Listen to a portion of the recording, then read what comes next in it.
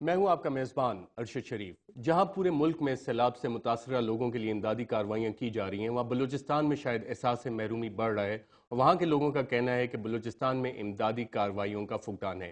اس موضوع پہ ہم بات کریں گے، لیکن اس سے پہلے کوہاٹ اور ہنگو میں جو دھماکے ہوئے ہیں اس پہ ہم بات کریں گے، اور اس کے لیے ہمارے ساتھ اسلام آباد اسٹوڈیو میں موجود ہیں پی ایم ایل کیو کی ایم این اے ماروی میمن اور پشاور بیورو کے بیورو چیف ظاہر شاہ ہمیں جوائن کریں۔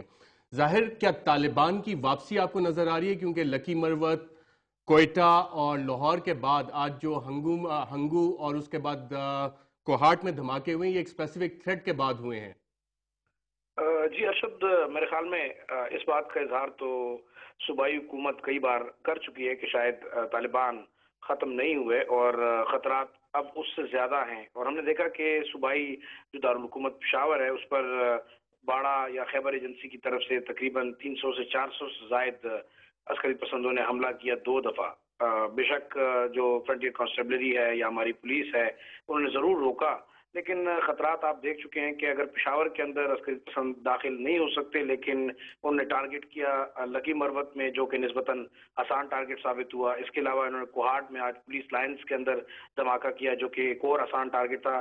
میں یہ بھی کہتا چلوں کہ 17 سے زائد جو صوبہ خیبر پختونخوا کے اضلاع ہیں ان کو جو ہے حساس قرار دیا گیا ہے، اور میرے خیال میں اس دن ہماری بات ہوئی تھی جو کالعدم تحریک طالبان کے سرکردہ لیڈر ہیں قاری حسین، انہوں نے ایک نامعلوم مقام سے فون پہ ہمیں یہ کہا کہ ہم صوبائی حکومت کو اور جو مرکزی حکومت ہے اس کو عید پہ تحفے دیں گے۔ تو آپ اندازہ لگا سکتے ہیں اگر اتنی آسانی سے جو عسکری پسند ہیں وہ اپنے جو ہے عزائم میں کامیاب ہو رہے ہیں، اس سے اندازہ یہی ہوتا ہے کہ جو ملٹری آپریشن ہوئے ہیں ان علاقوں میں شاید ان کو ختم نہیں کر سکے، اور یہی وجہ ہے کہ وہ دوبارہ منظم بھی ہو رہے ہیں۔ ان کے حملوں سے بھی یہ ظاہر ہو رہا ہے کہ شاید ان کے اندر اب بھی کارروائیاں کرنے کی صلاحیت ضرور موجود ہے۔ 3 بڑے حملے ہوئے ہیں، لاہور، اس کے بعد لکی مروت اور اب آج کوہاٹ میں۔ اس کے علاوہ جو پشاور کے ارد گرد کے علاقے ہیں، جتنے مضافاتی علاقے ہیں، وہاں پر جتنے لشکر بنائے گئے تھے ان کے سرکردہ رہنماؤں کو مارنا شروع کر دیا گیا ہے، اور انہوں نے بھی اس بات کی دھمکی دی ہے کہ اب وہ بھی حکومت کے ساتھ تعاون نہ کرنے پہ غور کر رہے ہیں، کیونکہ حکومت چاہے وہ صوبائی حکومت ہے چاہے وہ مرکزی حکومت ہے، وہ ان کی وہ مدد نہیں کر رہی جو وعدے ان سے کیے گئے تھے، اور انہیں عسکری پسندوں کے رحم و کرم پہ چھوڑا گیا ہے۔ ظاہر شاہ، آپ ہمیں بتائیں گے باجوڑ اور ساؤتھ وزیرستان میں کیا حالات ہیں؟ وہاں بھی طالبان کم بیک کر رہے ہیں؟ دیکھیں، ساؤتھ وزیرستان کے جو حالات ہیں وہاں تو ابھی تک لوگ واپس جانے شروع ہوئے ہیں۔ باجوڑ کے تقریباً 5 لاکھ سے زائد لوگ جو ہیں باجوڑ اور محمد ایجنسی کے، وہ ابھی تک کیمپوں میں رہ رہے ہیں۔ تو ہم نہیں کہہ سکتے کہ وہاں سچویشن کیسی ہے، لیکن جن علاقوں میں ہم کہہ سکتے ہیں خاص طور پر جو بلٹ اپ ایریاز ہیں، جو آبادی والے علاقے ہیں، وہاں تو فوج موجود ہے۔ کچھ پہاڑی علاقوں پہ بھی ہم کہہ سکتے ہیں کہ فوج نے جو ہے وہ اپنے مورچے قائم کیے ہیں۔ ظاہر شاہ، کچھ خبریں آ رہی تھیں کہ باجوڑ میں کچھ فیمیل ٹیچرز ہیں ان کو ٹارگٹ کیا گیا، ان میں سے ایک کی شاید ہلاکت بھی ہوگی ہے خار کے علاقے میں۔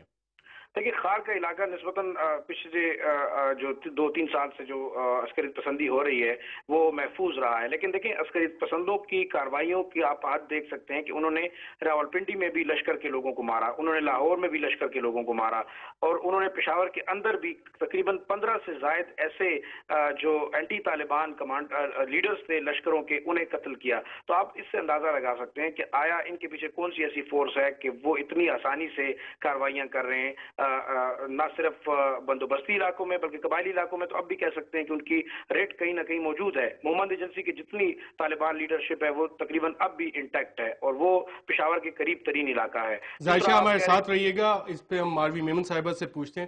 ہم نے دیکھا کہ پچھلے 9 سال میں فوج تقریباً فل فلیج گئی ہے، اور خاص طور پہ 2007 کے بعد ڈیفرنٹ قبائلی علاقوں میں بھی آپریشنز کیے، سیکیورٹی بھی بیف اپ کی گئی، اور جو ظاہر شاہ ہمیں باتیں بتا رہے ہیں اس سے تو لگتا ہے کہ طالبان ختم نہیں ہوئے۔ हाँ बिल्कुल, आई डोंट थिंक ख़त्म किसी भी सूरत में वो होए। जितनी भी स्टेटमेंट्स आ जाएं हुकूमत की कि वो उनका रोल बैक हो रहा है या हमने कर लिया है, एंड नज़दीक है, आई डोंट थिंक किसी ने ये बिलीव की है ये स्टेटमेंट, क्योंकि उनके जो अटैक्स हैं वो कंटिन्यू कर रहे हैं। अब आप इन सारी चीज़ों में देख रहे हैं, हंगू कोहाट हो या क्वेटा हो या लाहौर हो या गिलगित हो, या ये सारे वो सेंसिटिव शिया इलाके हैं जहाँ एक मुसलसल टारगेटिंग हो रही है शिया कम्युनिटी को। तो इसमें मैंने तो असेंबली के फ्लोर पे भी ये बात की है, और जब मैंने ये एरियाज़ विज़िट भी किए हैं, हंगू कोहाट मैंने मेरे ख्याल में अप्रैल में विज़िट किया था, और क्वेटा तो अभी 2-3 दिन पहले होके आई हूँ।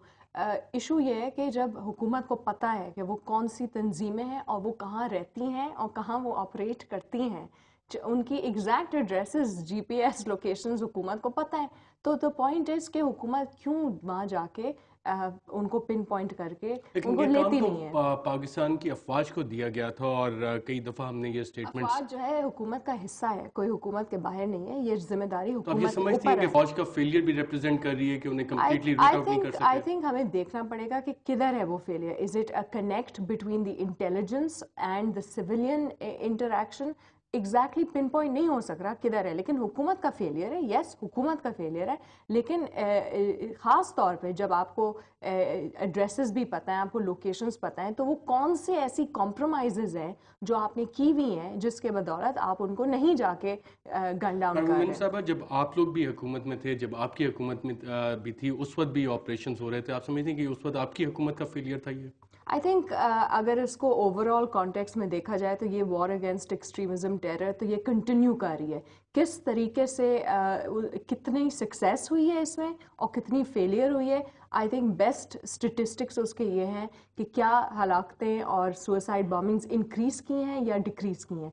इंक्रीज़ की हैं, और पिछले 2 साल में बहुत ज़्यादा उसमें जो है वॉल्यूम भी है, रफ्तार भी है, और हर जगह है, मतलब उसकी डिस्पर्समेंट सिर्फ एक जगह ये भी कहा जाता है कि जनरल मुशर्रफ, जो कि बज़ाहिर बहुत सिंसियरिटी के साथ वॉर ऑन टेरर लड़ रहे थे, उसके बाद कुछ स्टेटमेंट्स आएंगे शायद वो डबल गेम कर रहे थे। ये जो डबल गेम के जो लगते थे उनके ऊपर इल्ज़ामात, ये डेफिनेटली वेस्ट से लगते थे।